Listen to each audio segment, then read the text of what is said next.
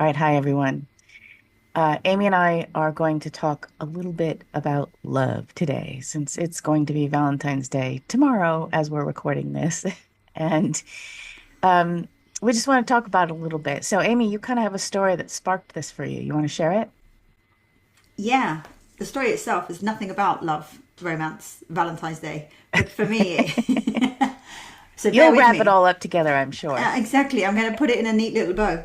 Um, Today, me and my kids, we went to my parents' house for lunch, and a family member turns up. He's a little bit older than me, and he has a lot on his plate. He's this really great soul. And he's not even my family member. He's my family member through marriage.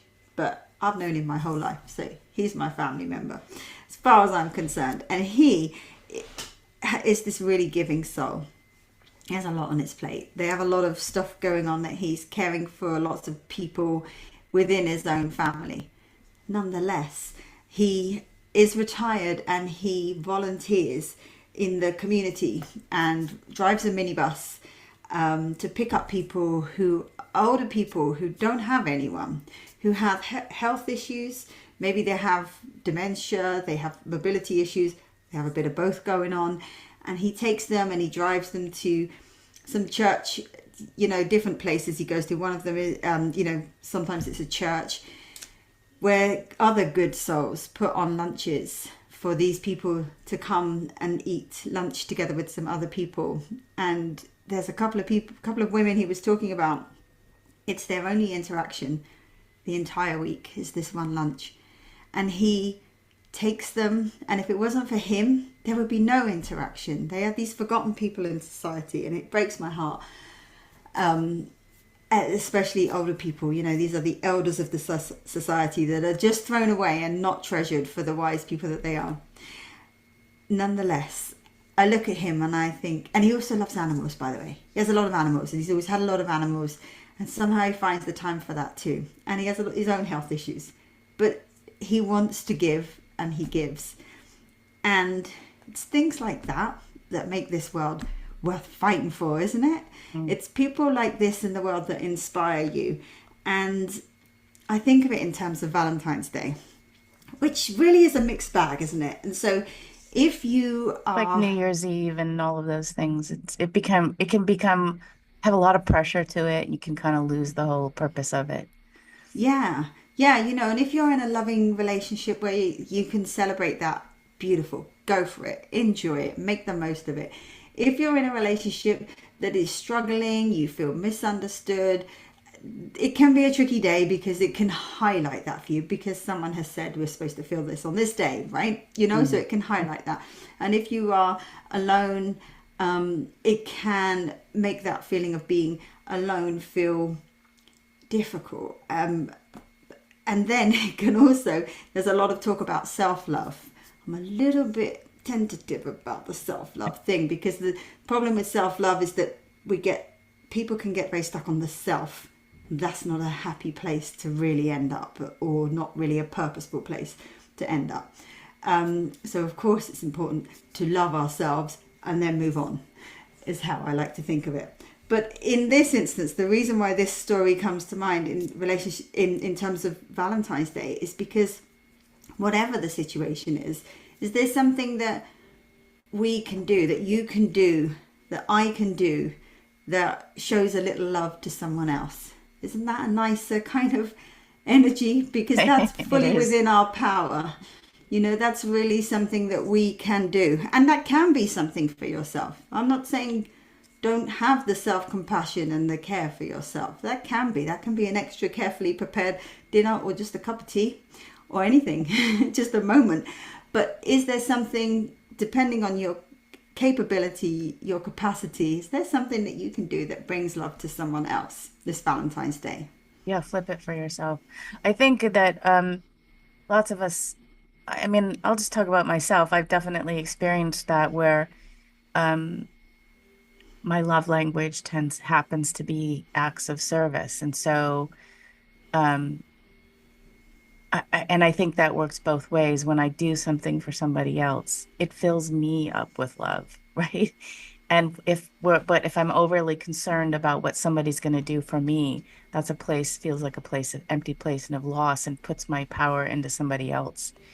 And I think in relationships, that's really an important shift. I've talked about this before. I know I grew up in somewhat of an unusual situation, but um, I didn't know it was unusual. And, my father said to me when he met my mother, he knew he just needed, she'd been through some very difficult things, loss of a husband, a widow with 4 young kids, blah, blah, blah. And he just said, I'm going to make sure she never suffers again. And he didn't. I mean, he did. He made sure she never suffered again. And I was the product of that. And really, his focus, I never felt a lack of love, but that's what I watched happen. Somebody in service to somebody else, not somebody going, what are you going to do for me? What are you going to do for me? What are you going to do for me? And I do see that out there a lot. People talking about what somebody did for them or what they want their spouse to do. How about what you can do for them? Like, and I think a lot of times what the loving things that they're not a bouquet of flowers and a box of chocolates or whatever you want, some fancy vacation. They're those things. They're the person who stuck with you even when everybody else was talking bad about you, or who is, supporting you through chronic illness, or who thought to call you on the first anniversary of your parents' death. That one person who didn't forget and they called or they texted you and said, just thinking about you today. Those, and if you're flat in bed, that's something you can do. You can remember somebody and you can text them and say, I'm just thinking about you today. Like, and that can make somebody's day. There's story after story of that really making somebody's whole year because somebody you thought about them. You see, humans are so perfectly designed because when we put ourselves in a place of service, it benefits us. Like, I know people talk about selfless acts and how we're supposed to do these selfless acts, but I think that we're so They're perfectly not designed selfless. that we yeah, there are no selfless acts, right?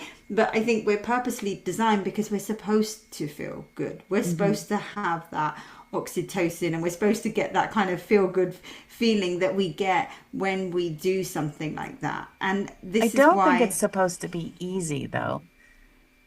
well, sometimes it is. It can be Well, small it is. things. I mean, life in general, I don't think it's all Oh, supposed to be a life. walk in the Oh park, gosh.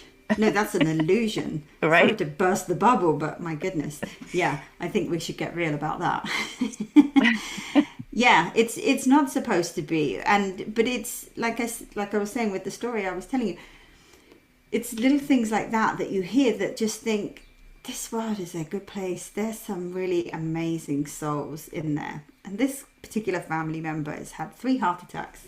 He's never going to drink a drop of celery juice like I do in his life. Right. He's a great soul. Oh Yeah. my God, what a good soul. I Yeah. know where he'll go at the end of his life.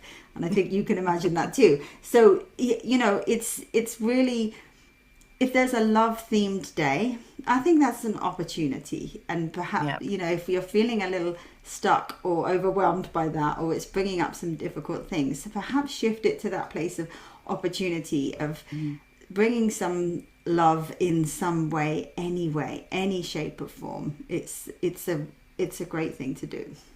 And I think if you have that, if you feel like you don't have that special person in your life and you want that special person in your life, whether you're young and you haven't experienced that yet, or you're divorced, or somebody left you, um, I love Anthony.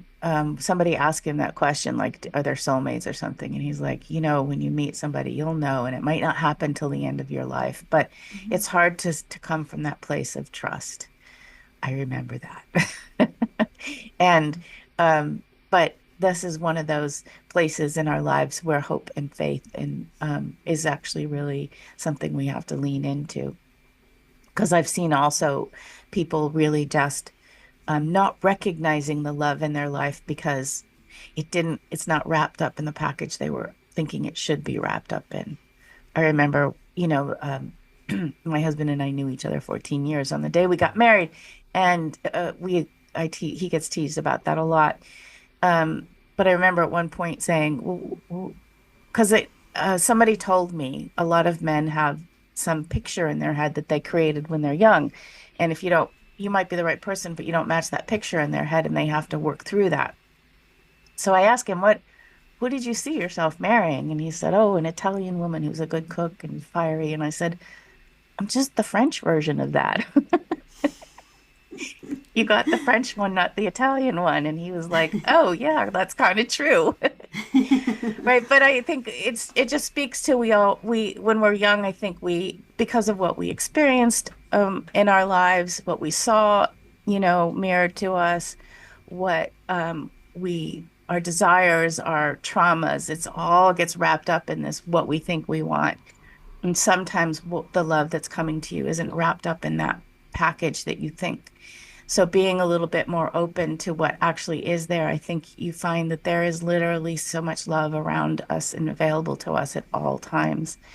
And I'm really sorry for those people who feel super lonely or for those people's realities who they are feeling very alone, they are very alone.